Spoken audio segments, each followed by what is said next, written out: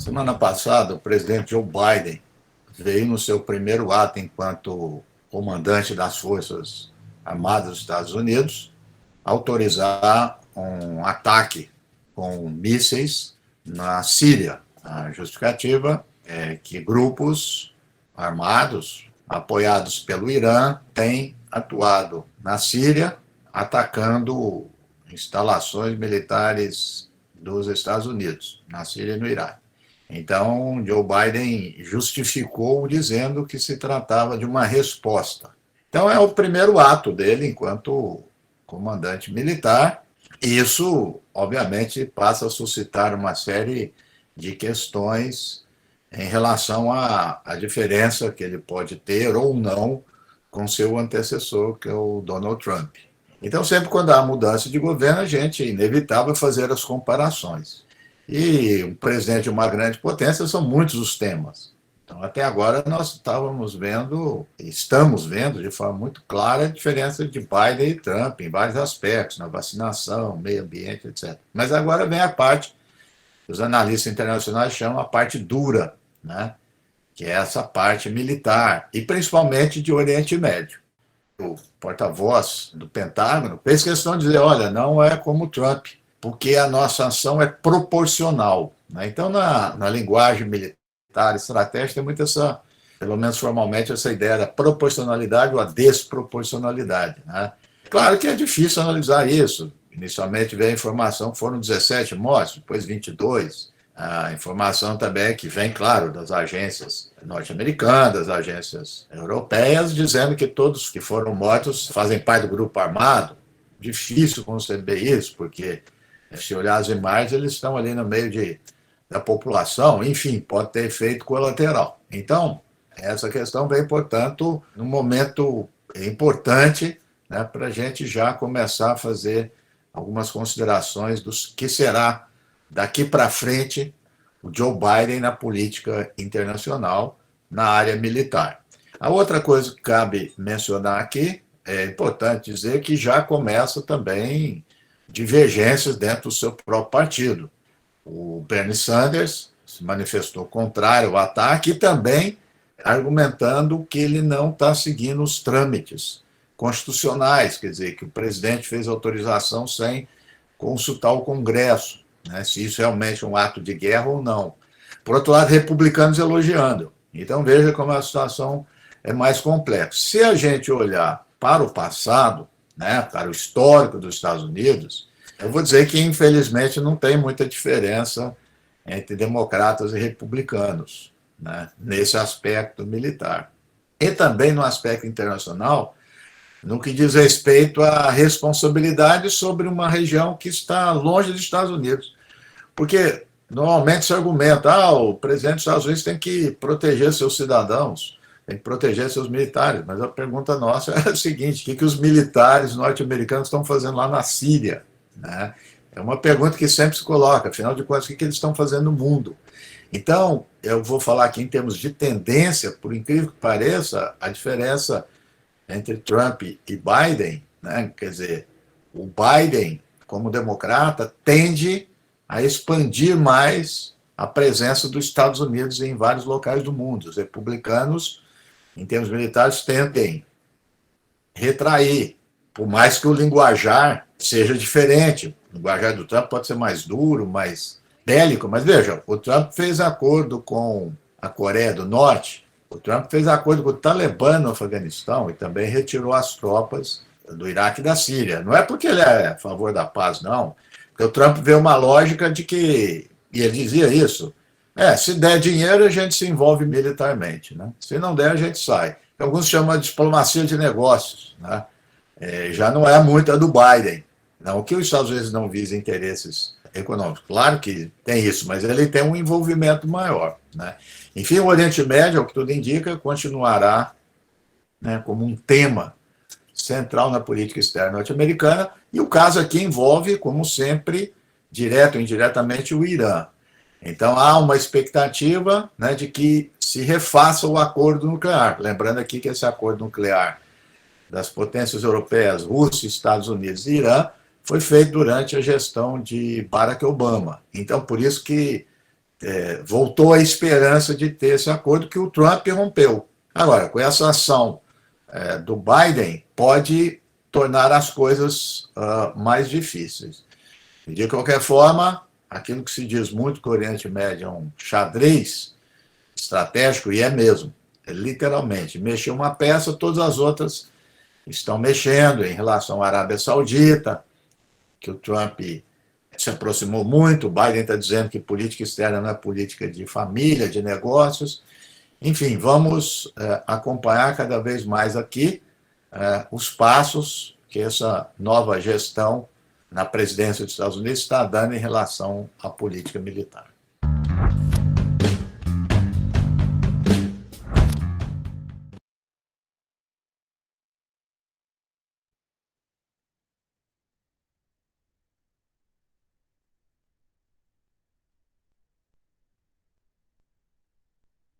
E aí, jovens, conseguiram assistir o vídeo, acompanhar aí o que o professor explicou? É um vídeo aí que fala um pouco sobre a política externa norte-americana, especialmente em relação ao Oriente Médio, né? Ao Irã, à Síria, à Arábia Saudita, né? E, na perspectiva, se as ações militares do atual governo, né? O governo Joe Biden, seriam parecidas ou diferentes do governo anterior, né? O governo do Donald Trump. Esse vídeo aí foi gravado ali no início do ano, né? Logo depois do Biden ter assumido a presidência, né? E o que o professor coloca, que é o que a gente vê quando estuda esse assunto, que as diferenças entre republicanos e democratas, no que diz respeito à política externa, elas não são muito grandes, né?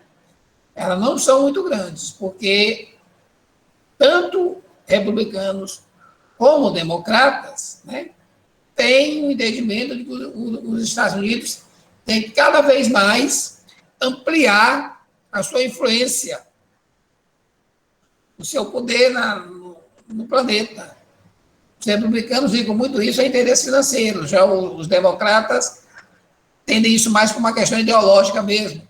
Mas, de uma forma ou de outra, existe um pensamento comum entre esses dois partidos que vêm governando os Estados Unidos desde que os Estados Unidos se tornou uma república lá no século XVIII, é de que é necessário que haja por parte do governo norte-americano uma participação cada vez maior na questão da política internacional. A política, a gente diz que a política norte-americana tem sido, nos últimos anos, caracterizada pelo intervencionismo, certo? Por agir de forma intervencionista. E muitas vezes, agindo assim, ao invés de resolver os problemas, acabam ampliando. Por exemplo, os Estados Unidos passaram 20 anos lá do Afeganistão, né, em ocupar o país em decorrência lá do atentado do 11 de setembro, né, que completou agora 20 anos, no dia 11 de setembro de 2021, completou 20 anos. Então, justificando esse atentado, eles ocuparam o Afeganistão para caçar o líder da organização que reivindicou a autonomia do atentado, aliás, a autoria do atentado, né? A Al-Qaeda, que era dirigido pelo, na época, Osama Bin Laden, né? Que se refugiava no Afeganistão, né? Era protegido do Talibã, que era o grupo que governava o Afeganistão na época. E aí os Estados Unidos ocupou o Afeganistão, afastaram os talibãs do poder, e 20 anos depois, né, quando agora eles saíram, depois de um acordo que fizeram, os talibãs voltaram ao poder. Né? Ou seja, a permanência dos Estados Unidos por 2 décadas no Afeganistão não resultou em muita mudança na ordem interna. Por quê? Porque eles não foram lá para isso. Eles foram para atender uma questão particular, que era caçar o Bin Laden, que era mostrar força militar, que era mostrar que são uma potência. Ou seja, não colaboraram muito pouco com as questões internas. Tanto é que quando eles saíram de lá, o Talibã retomou o poder e a situação que tinha antes praticamente retornou, né? Salvo algumas exceções. Então, nós vamos falar agora sobre a questão da Síria, né? A questão da Síria é uma questão importante aí para a gente discutir. Dentro aí dessa política intervencionista norte-americana. Em 2011, a Síria foi um dos países envolvidos na onda dos movimentos pró-democracia desencadeada em vários países árabes contra seus regimes ditatoriais conhecidos como Primavera Árabe, que foi um movimento que começou na Tunísia, né? Depois se expandiu por outros países ali do norte da África, do Oriente Médio, né? Líbia, Síria, né? Movimento de luta de autonomia, de liberdade. Foi o primeiro movimento no mundo de repercussão internacional onde as redes sociais tiveram uma importância muito grande, né? Foi através das redes sociais, do Facebook, na época não tinha o WhatsApp ainda, né? Principalmente do Facebook, foi através das redes sociais que os manifestantes, né, primeiro na Tunísia, depois na Líbia, na Síria, conseguiram se mobilizar, se organizar e enfrentar os governos que tinham nesses países, que estavam há décadas. Né? Então, a Primavera Árabe tem esse termo, porque ela ocorreu ali no início do ano, né, de março a junho, que é o período da primavera, né, no hemisfério norte. No hemisfério sul é o outono, mas no hemisfério norte é a primavera, e completou agora 10 anos, né, nesse ano. As reivindicações comuns a todos esses movimentos apontavam para a maior participação popular na política, para eleições livres, por liberdade de expressão, para o combate à corrupção e ao desemprego. Poucos esperavam que a Síria se envolvesse nesses movimentos. No entanto, em 2011, as forças de segurança do governo sírio abriram fogo numa mesquita em Dera, uma cidade no sul da Síria, né, onde se discutia a respeito da prisão de jovens responsáveis por pichações feitas contra o ditador sírio, né, o presidente sírio, Bashar al-Assad. O massacre em Dera desencadeou uma série de manifestações anti-governo e transformou-se numa guerra civil. A oposição ao regime se fortaleceu com a formação do Exército Livre, né? Então, os sírios começaram a lutar contra o governo, né? Iniciou uma guerra civil na Síria. A guerra civil na Síria adquiriu contornos de conflito étnico-religioso ao opor os principais grupos que habitam o país. Bashar al-Assad pertence ao grupo alauíta, uma das vertentes do islamismo xiita, que é mais radical, né? E é apoiado por seus integrantes, que representam apenas 10% da população. Outros grupos, também minoritários, apoiam o regime. Os cristãos ortodoxos, 10%, e os drussos, 3%. Essas minorias foram privilegiadas durante a ditadura da dinastia Assad. Formam o grupo social mais rico e preenchem os principais postos de comando do Estado sírio e do partido Baath, né, que é o partido oficial da Síria, do regime do Assad. Em contraste, a maioria da população de origem sunita, ou seja, a maioria da população síria é de origem sunita, entre eles a maior parte dos curdos, representam mais de 70% da população do país. E é socialmente discriminada. Esses grupos não se sentem representados dentro do regime. Países do Ocidente, Estados Unidos e União Europeia, e da Liga Árabe, opuseram-se ao governo sírio e trabalham para sua deposição, não só em função da violência contra a população promovida pelo Estado e suas milícias armadas, mas pelo fato de Assad representar um governo contrário aos seus interesses na região. Né? O Assad ele é mais próximo da Rússia. Por isso que a Síria tem tido apoio da Rússia. Né? Aí nesse confronto, como disse o professor, nesse tabuleiro de xadrez geopolítico. Né?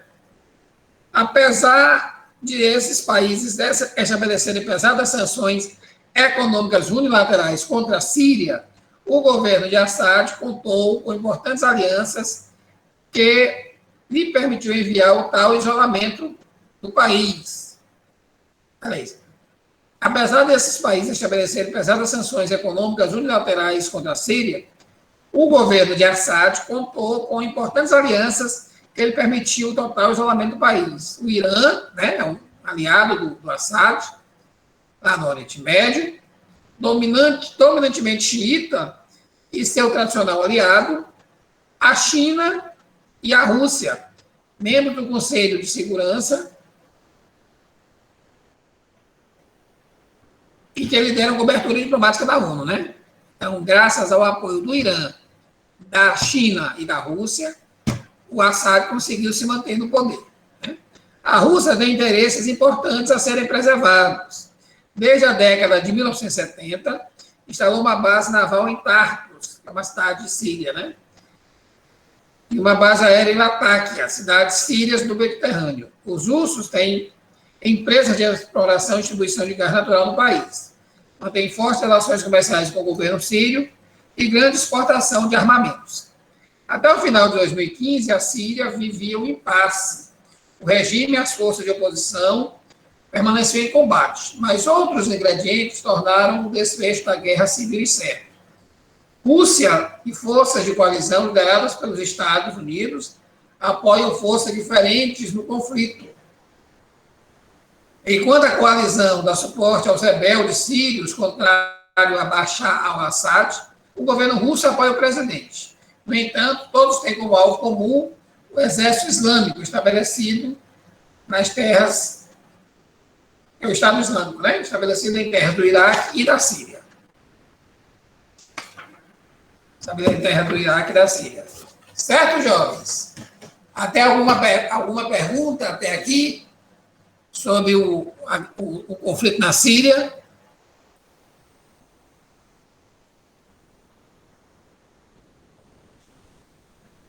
Tem alguma dúvida?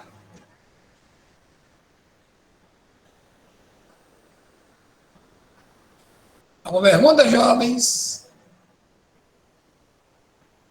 Posso continuar? Deixa eu ver uma coisa aqui.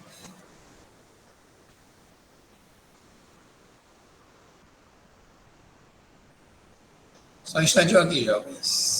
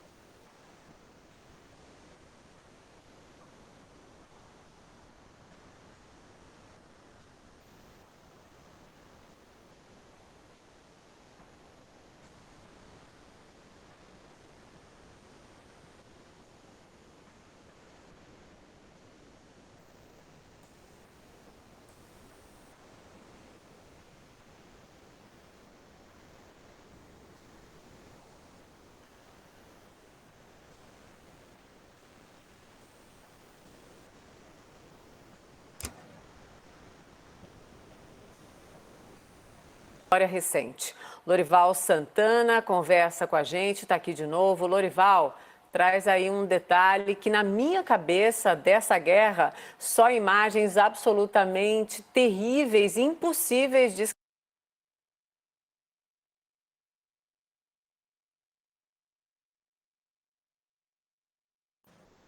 Jovens, vocês estão conseguindo ouvir, assistir o vídeo? Me respondam. Não? Vou voltar do início aqui.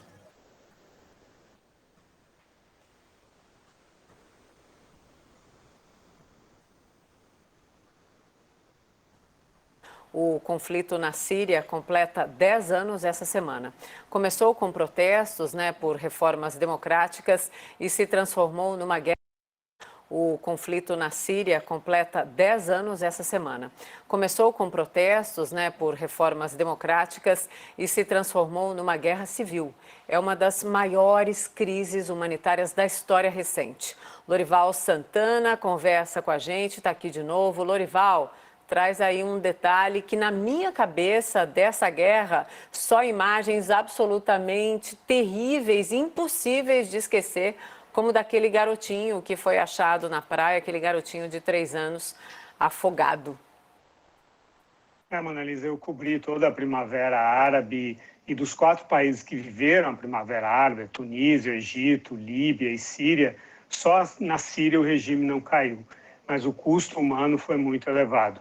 594 mil mortos, mais de 6 milhões de refugiados pelo mundo e outros 6 milhões deslocados internamente, o que soma metade da população antes da guerra. O regime sírio hoje controla boa parte do país, mas há enclaves dominados por curdos, milícias pró-iranianas, turcos, russos, americanos e uma presença também de jihadistas, e a população passa fome. Vamos ver uma reportagem que eu fiz com a editora Stella Jordi.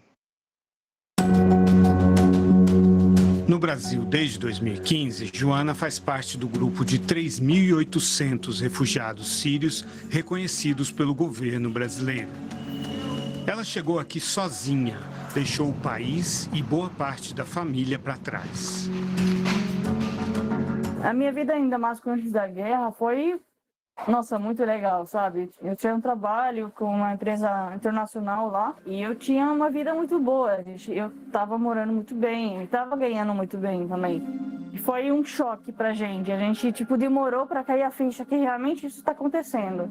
As coisas ficaram mais difíceis em 2012, basicamente. O início de 2012, eu lembro que teve um ataque, assim, no início do ano.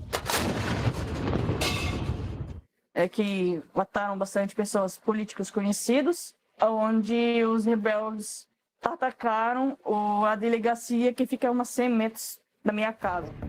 Eu lembro que aquele dia a gente tinha que esconder embaixo da mesa mesmo, sabe? A gente não sabia o que está acontecendo fora, 3 horas de manhã, de repente está ouvindo, Allahu Akbar, e aí... coisas...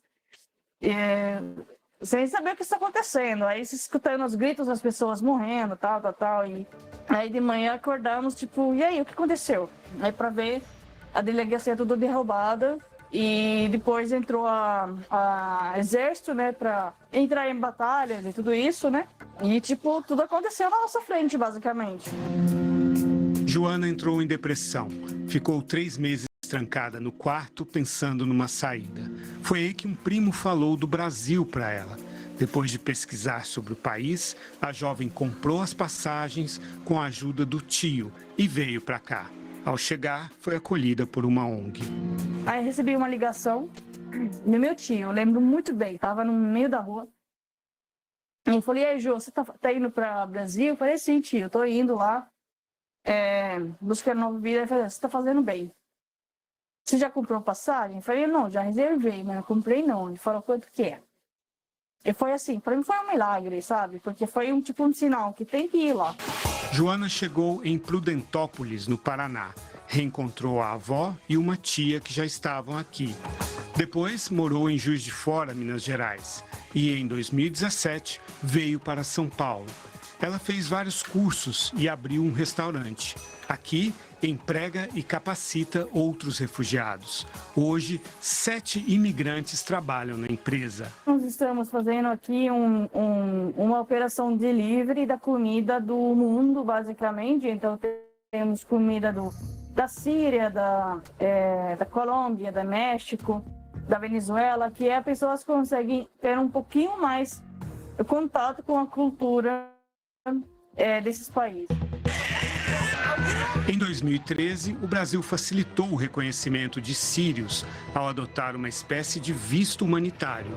O porta-voz no Brasil do Acnur, a Agência de Refugiados da ONU, fala da contribuição dos sírios para a economia brasileira.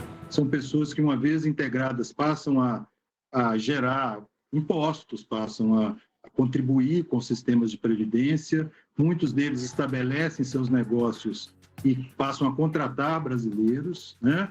E também tem a contribuição cultural, que é fenomenal, né? A gente tem hoje no Brasil muitos refugiados que, por exemplo, têm negócios de comida, né? Que colocam na mesa do brasileiro, na mesa dos seus clientes, comidas que a gente nunca poderia ter acesso estando aqui no Brasil.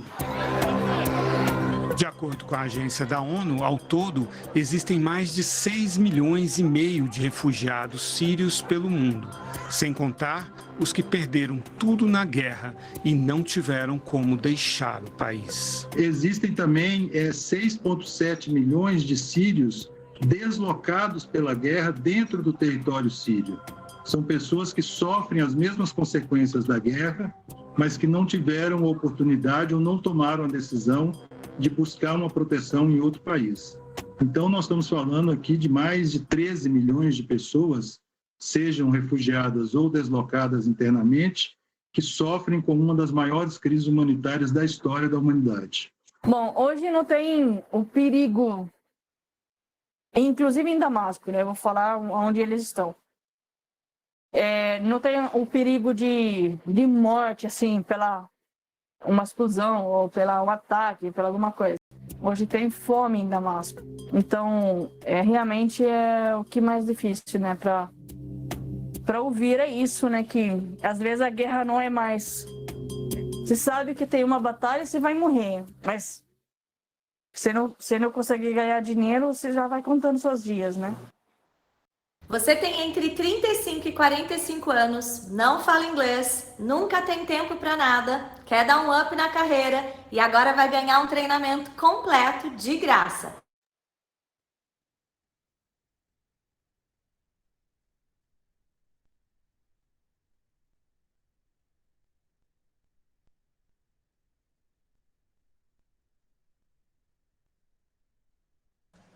Bem, jovens, então aí foi um videozinho sobre a guerra civil lá na Síria, né? Que, como vocês viram, foi o único dos 4 países da Primavera Árabe em que os protestos que começaram reivindicando liberdade de expressão, eleições livres, o fim da corrupção, o combate ao desemprego, acabou desencadeando uma guerra civil e que colocou em situações opostas os principais grupos étnicos, né, que governavam o país, né, étnico-religiosos que governavam o país. Certo, jovens? Alguma pergunta? Alguma dúvida?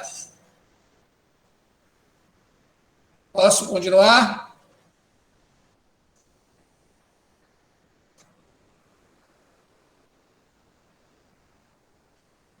Posso? Me responda aí.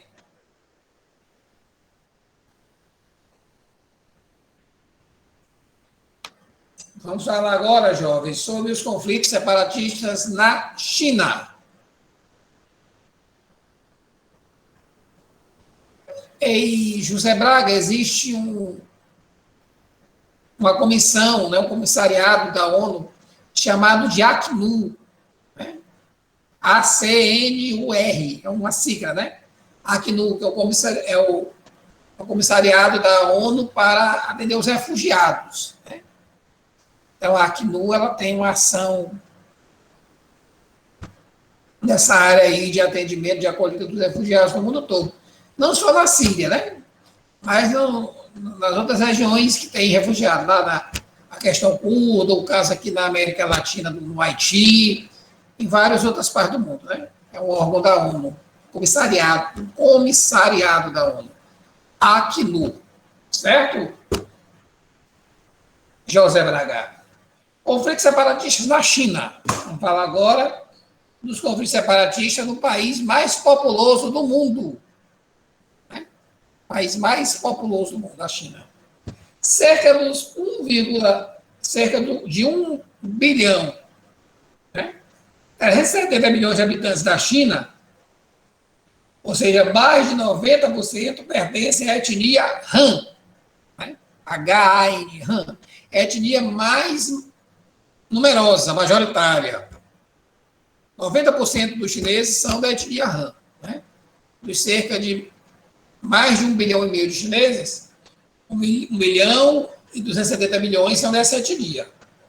No entanto, outras 55 etnias representam menos de 10% da população total do país. Ocupam mais da metade do território, especialmente em regiões que atingem grandes dimensões nas áreas desérticas e montanhosas a norte e a oeste do país. Em algumas províncias dessa região, a população original majoritária considera o povo chinês um ocupante legítimo e luta por sua independência e autonomia, né? Embora a etnia Han seja a maioria esmagadora, 90%, cerca de 10% pertencem a outras etnias e ocupam normalmente as áreas ali fronteiriças, né? As áreas de montanha, onde fica o Himalaia, as áreas de fronteira com a Mongólia, com o Cazaquistão, né? E aí as áreas de fronteira ao norte e ali ao oeste é onde fica o Himalaia, né? As áreas de fronteira com o Nepal, com a Índia, com o Butão. Né? E esses povos lutam por autonomia e por independência, certo? Nós podemos destacar entre eles entre essas 5 regiões, 2, certo? Que onde esses conflitos são mais, vamos dizer assim, mais significativos. Em Xinjiang e no Tibete, né? O Tibete fica situado a sudoeste da China e Xinjiang a noroeste, né? São províncias ali que ficam no oeste chinês. Tibete no sudoeste e Xinjiang no noroeste, né? Então, ali chega ao norte e Tibete ao sul, né? Uma em relação à outra. Certo, jovens? Alguma pergunta?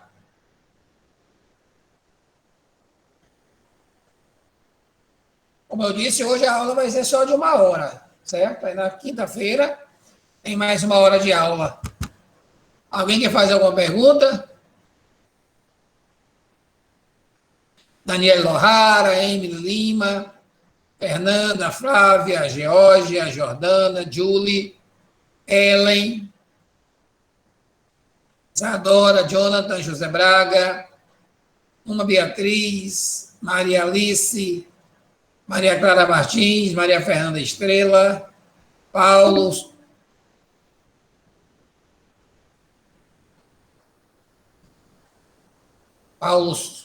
Hanna, Rebeca, Maria Rebeca, Vitória Kelly, Vitor Estrela, Vitor Henrique, Yadira, Yara. Eu vou aqui, quando encerrar a aula, compartilhar aqui uns vídeos, umas aulas que eu gravei, né, que eu produzi aqui para vocês assistirem, certo? Uma atividade também, acho que a atividade eu vou passar só na quinta-feira. Uma atividade também, para vocês se prepararem aí para a prova. E aí, como eu já disse, o assunto da prova eu vou passar na sala 8 para a Isadora e para a Geórgia organizar aí o roteiro que elas organizam. Na sala 10 eu vou passar para a Hanna, né? E na sala 9, que por enquanto está aí sem representante, eu vou deixar lá no grupo de vocês. Certo, jovens? Alguma dúvida? Alguma pergunta? Posso encerrar a aula? Sim, Georgia, eu vou. Obrigado aí por você ter me lembrado. Aí, no caso da frequência, que, na minha opinião, não é um trabalho de liderança, não tem nada a ver com liderança de sala, eu quero pedir que é também um trabalho mais simples, eu quero pedir que a Luma pegue aí para mim na sala 9, viu, Luma? Já que não tem ninguém aí para pegar. E as meninas aí, que estão responsáveis pelas salas, pegam lá nas delas. Tá certo? Posso encerrar a aula? Tem alguma pergunta ainda que vocês queiram fazer? Tudo certo? E respondam.